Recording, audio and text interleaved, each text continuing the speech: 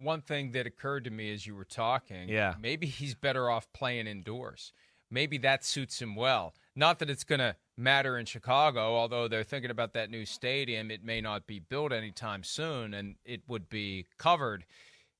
Some guys just play better. Yeah, you're right about that. And not that we've had a lot of elements games other than week 1 when it was a mosh pit for the Bears and the 49ers, but maybe I don't know. But we saw some good things on Sunday, and that could be the start of something good. We'll see what happens tonight for him and the Bears offense and defense against the Washington Commanders. The game had started off as even, and when I was going through last night to get our picks ready for the Joint Mega Picks podcast coming up later today, we'll tape it. It'll be on Peacock on Friday, but it'll be available on the NFL on NBC YouTube page, and also you'll see various clips from it at PFT embedded into the stories. The Bears are now 1-point favorites, which makes sense. I mean, you look at these two teams, and the Bears are playing at home. I don't know why it was even. I don't know why you'd have more faith in the Commanders right now than you'd have in the Bears. The Bears have looked good against much better teams. They played the Packers closer than 27-10 would indicate. They played the Vikings very close, down 21-3, came back, took the lead before losing late to Minnesota. I think the Bears are the better team right now, and one of the big differences is Justin Fields overall is playing. I don't know. Is he playing better than Carson Wentz in your view? Yeah. Or am I influenced by the anti-Carson Wentz movement that has expanded from Philly to Indy to Washington to basically coast to coast? Yeah, I think there's a little of that. I think we need to, we need to not fall in that trap, you and I, and we're pretty good at not doing that usually and following the flow of everybody else.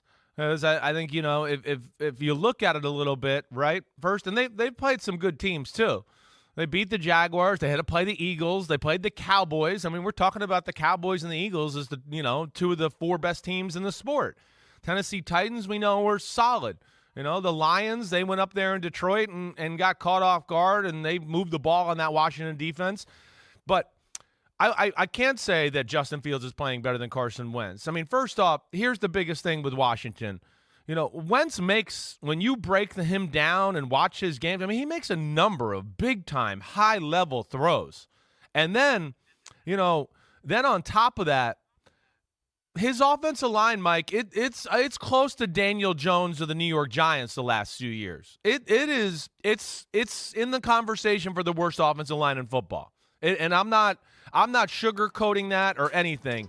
It is very close to that. Their interior part of their offensive line, their 2 guards, their centers, they might as well put you in there most of the game. They're, as you can see here, he's part of sacking the quarterback. They're literally being taken back with the defensive player and helping out. They should be on the stat book for a few sacks. Look at some of these plays. It's constant. They're lucky they have Carson Wentz in the sense that most quarterbacks would be dead or hurt. If they had Jimmy Garoppolo, he could never play in this environment. Never. He stands in there because he's a giant man and he can take this pounding, and his learning a new offense, and it's not easy, but it's all on him. They have no running game, right?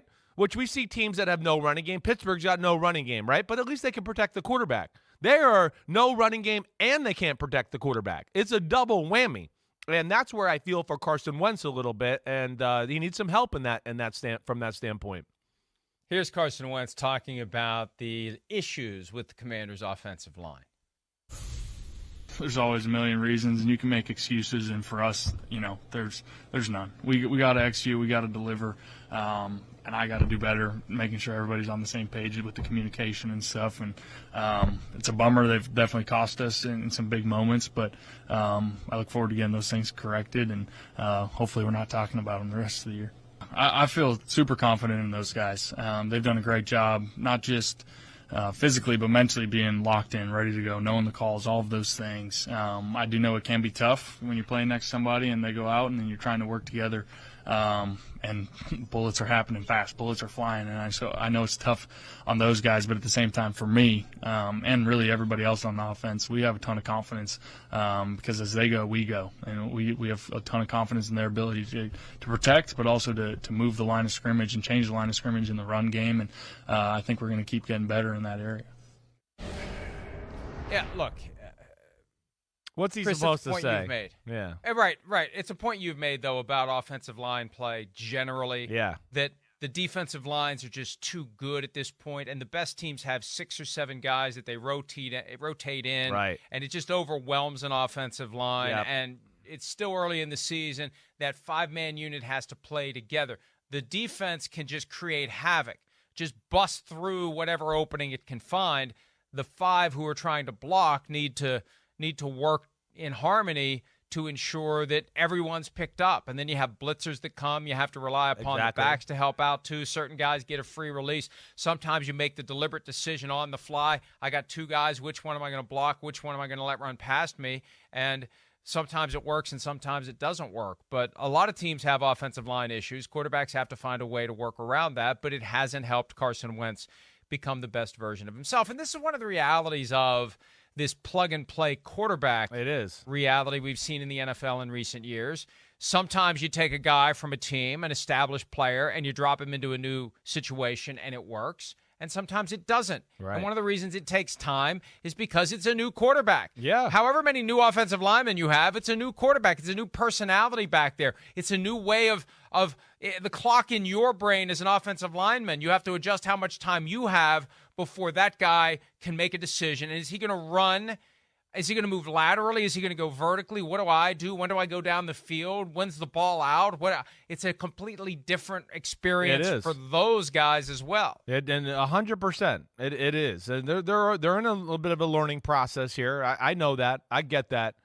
I don't think it's going to matter, though, as they continue to learn and get there. To me, this is one where they're so talent deficient, Mike, it doesn't matter. I mean, just look at the names. I mean, like you said, you've been following football forever.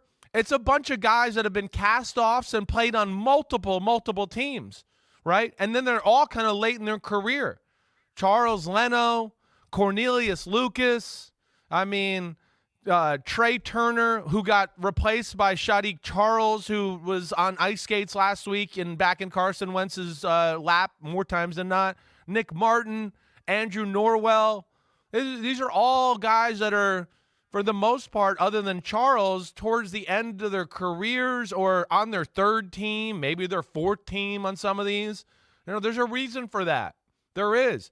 The Samuel Cosby from Texas, their right tackle, he was hurt, so I don't know where his health status is right now.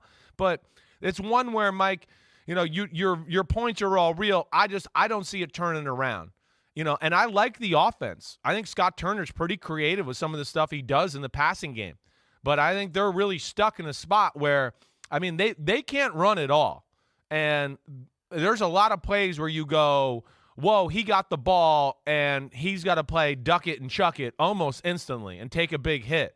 And that's led to him, making some bad throws or even missing a few reads. But I understand, as I'm watching games, I'm going, well, I understand he was a little quick and missed that read. He's been hit in the head like 12 times in a row, just crushed. So he's a little, going through it quickly because he's like, oh, God, I'm going to get hit soon. I got to go through it. And then, of course, there's a play where you go, oh, the second read's open. Just calm down, relax. But, being in that position before, it's easier said than done. So that's a real issue with their football team. Then the other aspect, Mike, is the other thing, too, is their defense should be more dominant. That's the other aspect of Washington, at least in my opinion. And listen, their defense is good. It's middle of the road right now. It's close, though, to being like one of the better defenses. They let up too many big plays. That's probably their biggest problem, and they don't create any turnovers.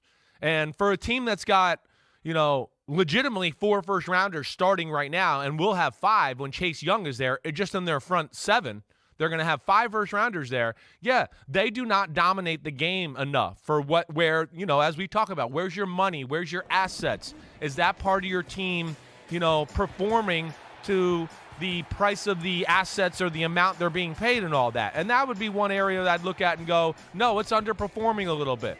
With that crew there, they should be a little bit more dominant and creating chaos and turnovers. And they've had moments like that, but it hasn't been consistent enough, and that's one of their issues as well, Mike. Hi, it's Mike Florio. Thanks for watching PFT on YouTube. Hit subscribe for the latest news and analysis from Pro Football Talk.